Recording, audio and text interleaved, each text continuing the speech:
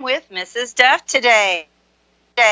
I wanted to welcome some of my special students that sent me a message over the weekend, maybe yesterday, maybe this morning. Mrs. Johnson, our fourth grade teacher here at Sequoyah, has two girls, Reagan and Dakota, and they've been watching every day and are very excited to hear stories and learn some new things. I also heard from some students from Claremore School. Angela Byington's grandchildren have been watching, so hi guys. Nice to see you this morning. And then we've got Cassie who's been watching, and some of my students from my classroom. I know McKenna and Marilyn and Jackson, and I know there's a lot of you out there watching. So I really appreciate the wonderful feedback and the wonderful messages you've sent to me over the last few days. We're going to start this morning just like we start our morning in kindergarten, but probably you start your morning that way in pre-K and first grade. Some of you in second grade might even start your morning that way with our calendar. And it is the month of April. Can you say April, boys and girls? Very good. Now, last week we did a month Macarena where we said all the months of the year. Today, we're going to also do that. I'm going to do it standing up so you can see the motions. But when it's turnaround time, I have this little microphone hanging on me, so I can't do that part. But I want you to do that part. So let's do that together before we do our calendar. Let's say all our months of the year. Are we ready? Are you sure? Are you standing up? Mom and Dad, while we're in the middle of doing this, or Grandma and Grandpa, or whoever's house you're at today, go ahead and go get a journal and some writing materials while we do this, if you can, if you guys don't have those things ready. Ready, set, you bet. January, February, March, and April, May, June, July, and August, September, October, November, December. Then you turn around again. January, February, March, and April, May, June, July, and August, September, October, November, December. Then you turn around, slow motion. January, February, March, and April, May, June, July, and August, September, October, November, December. Then you turn around. One more time. Fast forward this time. Ready, set. January, February, March, April, May, June, July, August, September, October, November, December. Then you turn around. Sit down. Good job, boys and girls. Give yourselves a pat on the back. We forgot to give each other a hug today. Reach wide out. Give yourself a big ol' hug and say, I love my friends. I miss my friends. I miss my teacher, and this is a hug for all of them. Oh, very good. Good job, boys and girls. Now, let's look at our calendar.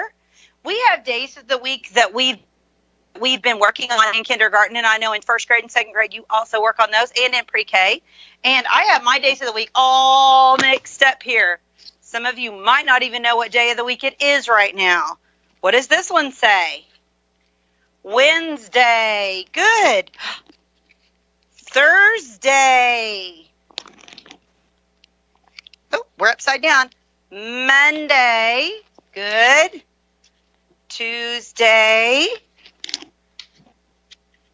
Friday. Saturday. And Sunday. You guys are amazing. Were those in order? They weren't, were they? I did that on purpose because we are reading these now in kindergarten and first grade and probably in second grade. We're reading those. But today I kept out is actually Thursday. So today is Thursday. So we're going to pop that right in there. So I've got our April calendar ready. And we 1, 2, 3, 4, 5, 6, 7, 8, 9, 10, 11, 12, 13, 14. Are you counting with me? 15, 16, 17, 18, 19, 20, 21, 22, and today is 23. Can you boys repeat after me, please? Today is Thursday, April 23rd, 2020. Now, down here at the bottom, I have this little tag, and it says Hatching Day. Well, the month of April goes to the 30th. But down here where it says hatching day, that's the day that our chicks are meant to hatch. And that's actually the first day of May. So I can't put it on the April calendar, but I put it at the end. Now, we also have a pattern going on our calendar. Do you notice our pattern? Let's do it together.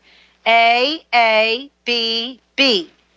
A, B, B. A, B, B. We're not going to do the whole calendar, but that's a way that you could do patterns. Parents, if you want to at home, get some cereal or maybe some macaroni that are different colors or different shapes, and you guys can make patterns at home also to work on those patterning skills and those math skills.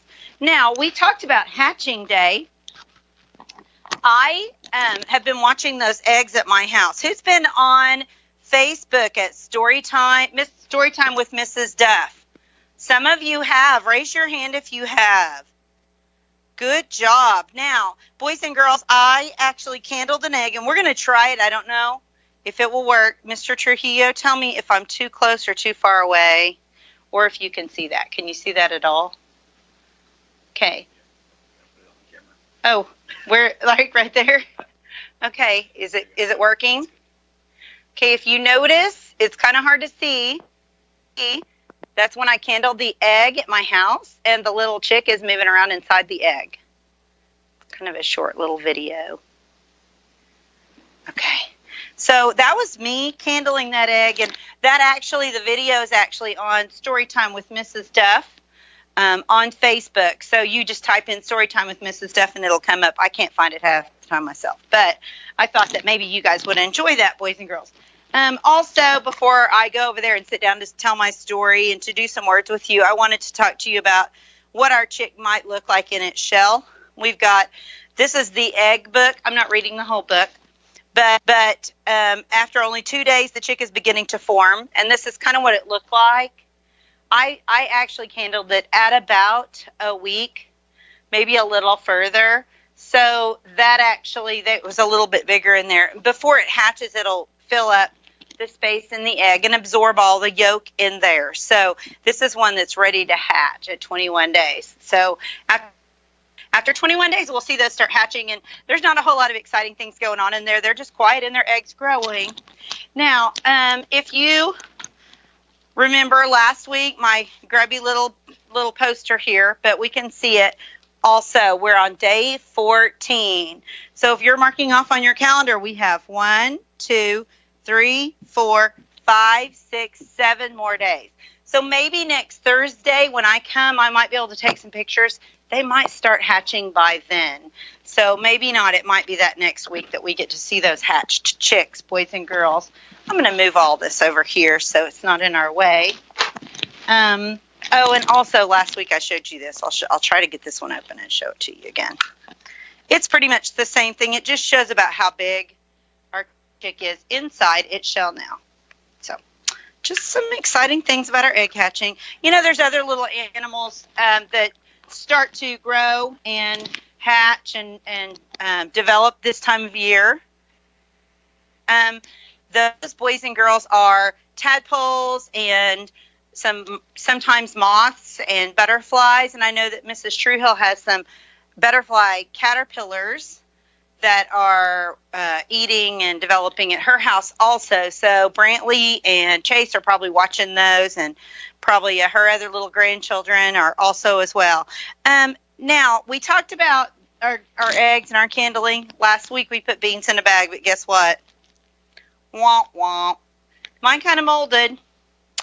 Sometimes that happens. They just don't always grow.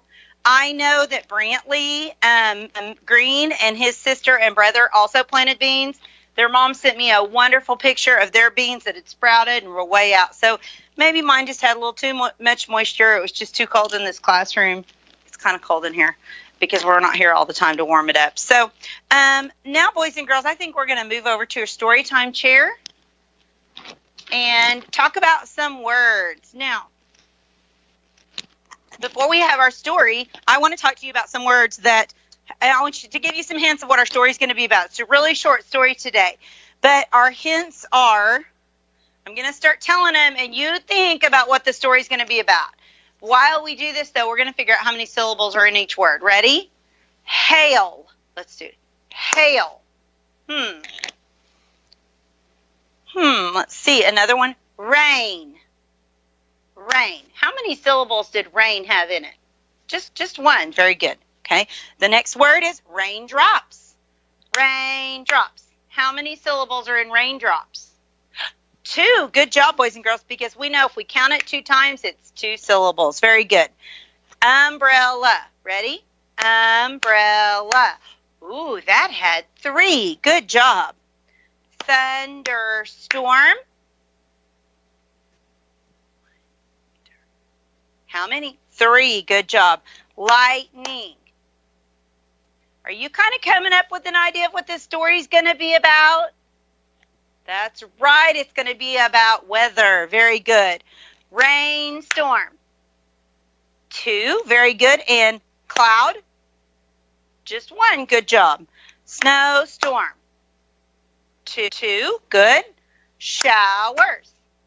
2 also. Very good. Give yourselves a pat on the back for doing those syllables and those words. Now, we've got compound words that we're talking about too.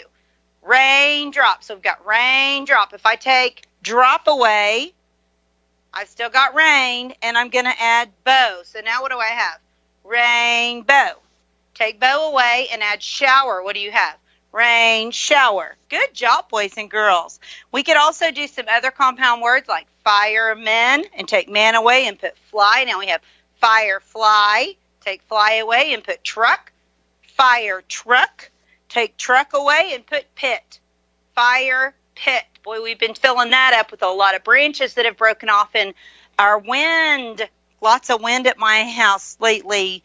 So I'm going to tell you a story today, and it's about just some weather. And we have 3 kinds of clouds. We have stratus, cumulus, and nimbus. And when you look up in the sky and you see those clouds, that's how meteorologists know that we're going to have some weather. Maybe some bad weather, maybe just a cloudy day, but usually a little bit of rain comes with those. Now, if you want to, I'm going to tell you a story. You guys, what do you think the story should be about? We're talking about weather. Yeah. A thunderstorm. Well, this is the time of year where we do have thunderstorms. What a good idea. Should it be about a boy or a girl? A boy. Okay, it's going to be about a boy today. I know. We have a lot of girls watching. It's going to be about a boy today. So this is a boy named Justin. This boy, Justin, loves to go outside and play and ride his bike and climb in trees. And he lived way out in the country on a big lot with tons of trees. So he was outside all day long playing. Didn't stay in, wasn't playing those games inside. He was outside playing around in his backyard or even in his front yard. So one day, Justin was out riding his bike, and all of a sudden, it got really dark. All these clouds started coming over Justin's yard. And Justin wasn't sure. It kind of felt a little different, too.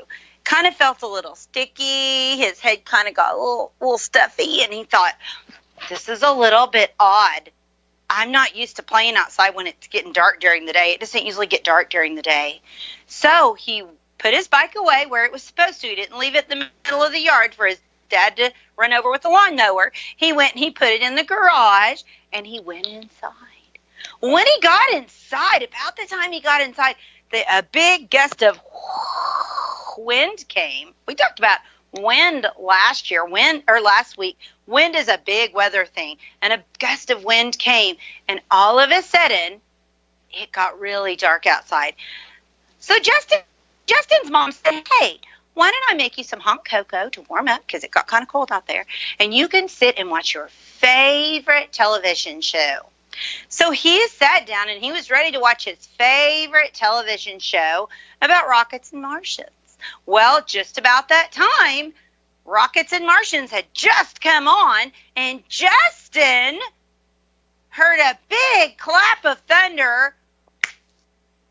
And guess what happened? All the lights went out. And Justin's mom said, "Oh, we must be getting a big storm." And her phone had an alert that went off. And it said, "There is a thunderstorm in your area. And there's lightning. Don't go outside. Take some shelter." So they stayed in the house, and they were happy about it. But Justin's mom heard that wind, and she, even though there was no tornadoes, she was a little concerned. So she said, "I think right now is a good time to practice our tornado drill in our house, just in case we got some worse weather than just a thunderstorm." So they had talked about before where they would go if there was some bad weather. Well, their neighbors lived in a mobile home, so their neighbors usually had to go down inside of a little cellar, but Justin's family lived in a house that was made of bricks, so they stayed in their house, and it had a foundation so they could go, and they had just a place where they went in their house, which was kind of a closet that was under the stairs. And they went in the closet, and they had to have a flashlight, because when they went to turn on the lights in the closet, guess what? There was no light in the closet because the lights had gone out. Justin was starting to get a little nervous when they heard that the wind had died down and the storm had kind of passed. Well, Justin's mom said, "It's time. We can go ahead and come out from under the stairs. We've done our tornado drill, and we know there's not a tornado coming today." And they went and they sat in the living room, and they were watching out the window. And all of a sudden, they heard this loud, almost kind of a roaring sound, but it was really loud. Things sounded like they were hitting the top of the roof. And it looked like it was kind of snowing. And it wasn't snow, it was hail. Hail happens when up in those clouds, it gets really cold and that water freezes, and it drops down in little circles like little balls. Sometimes they're as big as golf balls. Sometimes they're just teeny tiny like pennies and dimes. And that's how the weatherman will say it's dime-sized hail or it's golf ball-sized hail. If you hear him say it's softball-sized hail, somebody's windshield got broken. So they didn't want that size of hail. So anyway, Justin and his mom they decided to do some fun things because the TV was out. So his mom said, "Why don't you get out your crayons and your journal with your paper in it, and we're going to draw a picture about the thunderstorm and all the things that are happening in the thunderstorm."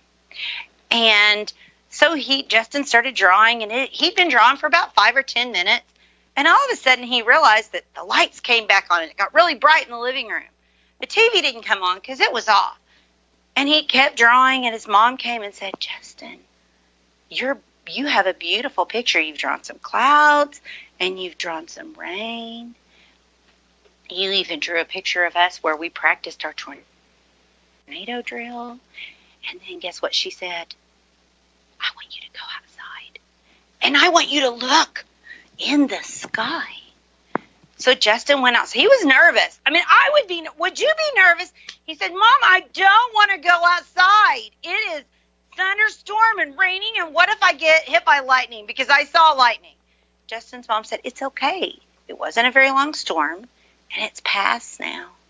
And so they went outside, and when they got outside, they could hear the birds beep, beep, beep, beep, beep, beep, beep, chirping in the trees.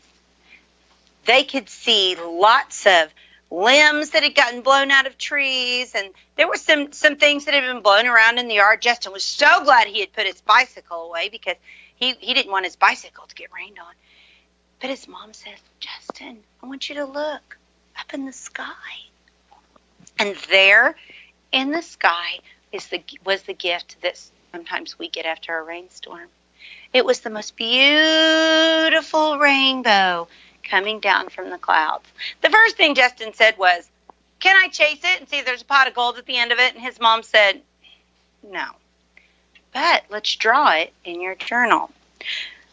So they drew the nicest rainbow, and at the end of the day, Justin tore out his picture in his journal, and they put it on the refrigerator for everyone to enjoy all throughout the year. And his mom kept it up there to remind him that sometimes you have thunderstorms in life, but at the end of it, a big rainbow comes out. That's the end of the story, boys and girls. Today, I don't have any words up here. Have you noticed that? I didn't put any words up there. We used our words other ways. But today, let's get out our journal very quickly. I hope your moms and dads went and grabbed it. You should have your journal ready. Your journal, I want you to, we're going to write a sentence. You can write the sentence I write, or you can write your own sentence. And the sentence I'm going to write, because I really enjoyed the very end of the story. What happened at the end of the story, boys and girls? That's right, a rainbow came out. So there was all that bad stuff that happened. But then a rainbow came out. So you could draw a rainbow in your journal. Or you could draw the wind. Wind is kind of cool, isn't it? I don't think I'm getting my rainbow in order, so I don't need anybody to comment on how my rainbow's not in order. It's okay. You can do your rainbow however you want, because it's your rainbow, right? And it's my rainbow. So let's write some words about our rainbow.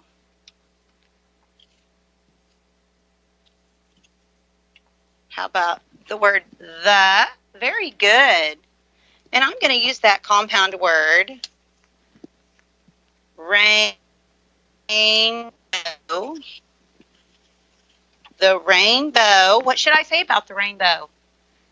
Is colorful. That's a good one. How about the rainbow is big? That's another good one.